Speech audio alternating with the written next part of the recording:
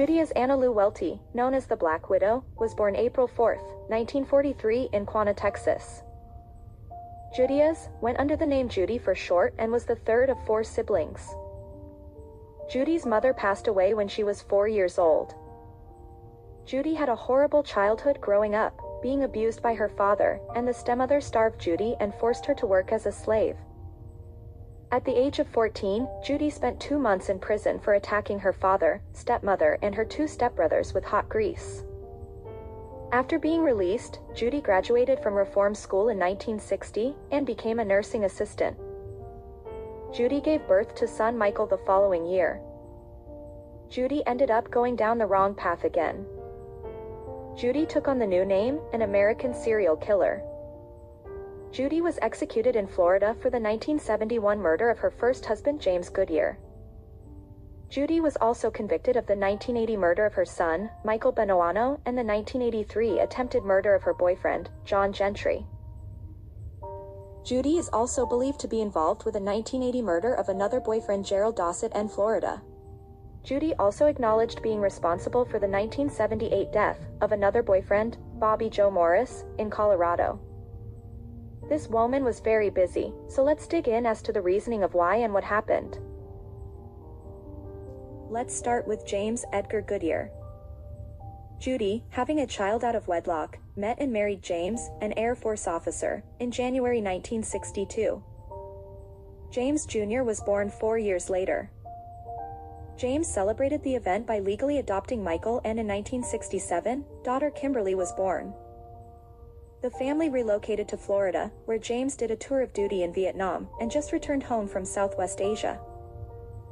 3 months later, James was admitted to the hospital, suffering from symptoms physicians could not identify. His death was ruled natural causes. James died on September 15, 1971, and Judy waited 5 days before cashing in on his 3 life insurance policies, netting her $85,000. Shortly after, an accidental blaze occurred to the home. Judy received $90,000 from the fire insurance. The next victim is Bobby Joe Morris. Judy met Bobby right after her husband's death, and moved in with him in 1972. Judy, claiming her son Michael was disruptive in school, with low intelligence, put him in foster care. Thereafter, Bobby moved to Colorado in 1977. Judy again suffered another house fire, with insurance being paid out to her. Bobby invited Judy and her children to go live with him in Colorado. She checked Michael out of foster care, and off the family went. In January 1978, Bobby became ill and was admitted to the hospital. Again, the cause of illness was a mystery and Bobby was discharged.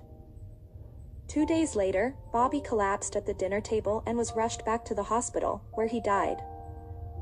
Bobby's death was ascribed to cardiac arrest and metabolic acidosis. Judy cashed out on the life insurance policies. Bobby's family suspected that he had been murdered, and he was not the only victim. The family stated the following. Back in 1974, Judy and Bobby were visiting family in Alabama, where a man from Florida had been found dead in a motel room. An anonymous phone call to the police, traced back to a pay phone, led the police to the motel. They found the man shot in the chest and his throat cut. Bobby's mother overheard Judy telling Bobby that the man never should have shown up. The man's identity was not released. However, Bobby confessed to his role in the slaying while on his deathbed. No fingerprints were found, no bullet was recovered, so the police did not have enough evidence to bring charges against them.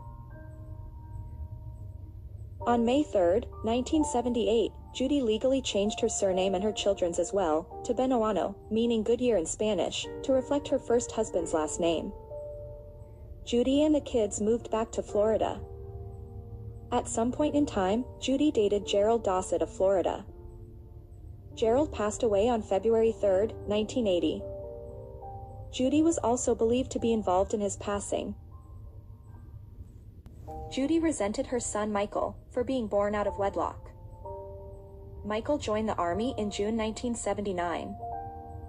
Returning home for a visit with his mother, Michael started feeling ill shortly after, showing signs of paraplegia, was placed in arm and leg braces weighing around 60 pounds. On May 13, 1980, Judy took Michael and his younger brother James out on a canoe ride. The canoe capsized and Michael, with no life vest on, weighed down by the braces, drowned. Judy told the authorities she rescued James, age 12, but Michael disappeared. She stated, "I almost lost both my sons that day," wiping tears from her eyes. Mothers just don't murder their children. If I'd have lost both of them, they would have had to put me in a mental institution. Local authorities accepted Judy's and James' description of how the accident unfolded and closed the file. Speculations arose afterwards that the canoe was tipped over on purpose. Michael's life insurance policy paid off in September in the amount of $20,000. However, back in May on the 27th, right after Michael passed away, Army investigators had already began doing their own investigation, prompting the sheriff office to take a new look into the case. When they discovered 2 civilian policies taken out in Michael's name. Handwriting experts suggested that Michael's signature might have been forged. Judy opened a beauty salon using the proceeds from Michael's life insurance. Judy started seeing businessman John Gentry II. After convincing John that she had various qualifications working as a senior nurse in Florida, Judy persuaded John to take out life insurance policies on each other in the amount of $50,000. The size of payout was increased on John to $500,000 at a later time without John knowing. In October 1982, Judy also persuaded John to take vitamin capsules. John said it made him feel dizzy and nauseous. Judy suggested that John double the dose and the symptoms would go away. John was in the hospital for 12 days and noticed that his symptoms went away while in there. On June 25, 1983, Judy announced that she was pregnant. John, being excited, was leaving to go purchase champagne to celebrate. When John started his car, a bomb exploded, seriously injuring John. 4 days later, John was feeling better and answered questions from the police. The police examined Judy's background history. The truth was known to John that Judy had no medical qualifications. Judy was not pregnant and even booked a cruise for herself and her children only. Judy also told friends that John had a terminal illness. Several of the vitamin capsules were recovered and tested positive, containing arsenic and paraformaldehyde. Police did not have enough evidence to charge Judy with attempted murder. However, a search was done later on Judy's house, and they found wire and tape in her bedroom that matched the remains of the bomb in John's car. Dynamite was found as well. Judy was then arrested and bailed on charges of attempted murder on John. On January 11, 1984, Judy was again arrested and charged with first-degree murder of Michael's death at the beauty shop. Judy staged a fit of convulsions and ended up in the hospital under guard. Judy collected more than $240,000 in life insurance money from her husband, son, and boyfriend in Colorado, but was never prosecuted. Judy never admitted to any of the killings. Judy was sentenced to 12 years for the car bombing. This led to the exhumations of James Goodyear, Michael Buenoano, Bobby Joe Morris, and Gerald Dossett.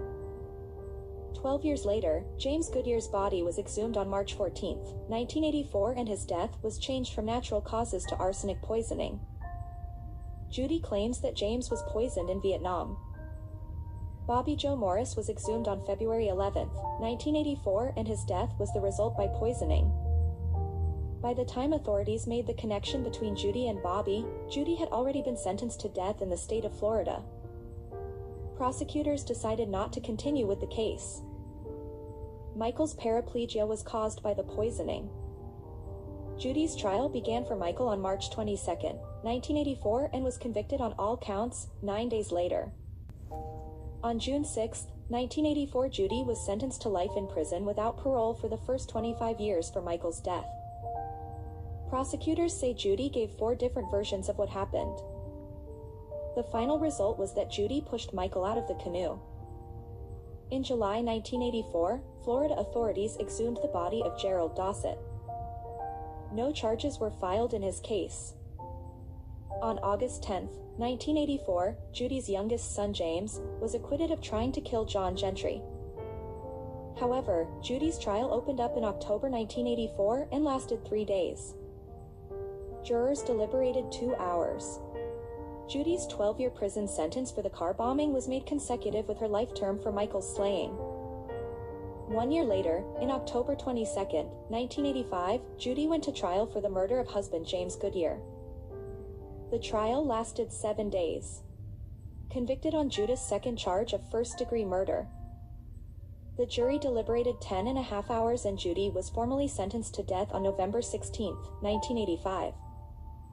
Judy's latest stay of execution was granted by a federal court in June 1990 and the case remained under appeal.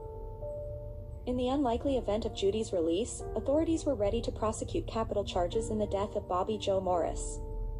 Despite the convictions, Judy's daughter Kimberly Hawkins, then aged 30, steadfastly believes her mother is innocent. Kimberly stated that her mother did things with us kids. She worked a lot but always made time for us. My mother hasn't changed since she has been locked up. I love her letters, they cheer me up. Kimberly fears that her mother will be disfigured by the electric chair. I'm about to watch my mom die, and people have been burned alive in it. I don't want to see her be burned alive. I accept the fact that she has to die, but there are better ways for her to die, and Kimberly begged state lawmakers to allow execution by lethal injection. Judy spent her time confined to a 6x9 cell and had 3 meals per day.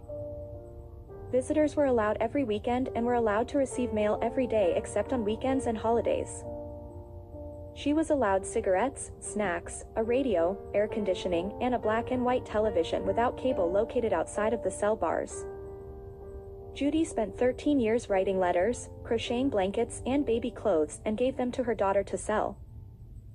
Judy also taught Bible study to other inmates. Judy's last appeal was turned down on March 29, 1998 and was transferred to Stark, Florida and confined to a 12x7 cell. Judy spent her final hours watching a hunting and fishing show, eating chocolates, and then seeing her adult children, other relatives, and religious advisors. Judy then finished reading a suspense novel. Judy told her family, "The only fear I have about going to the electric chair is leaving you all behind."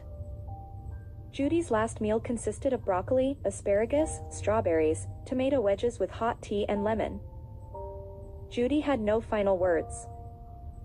Judy, her frail body, was helped by prison officials, carrying her into the death chamber.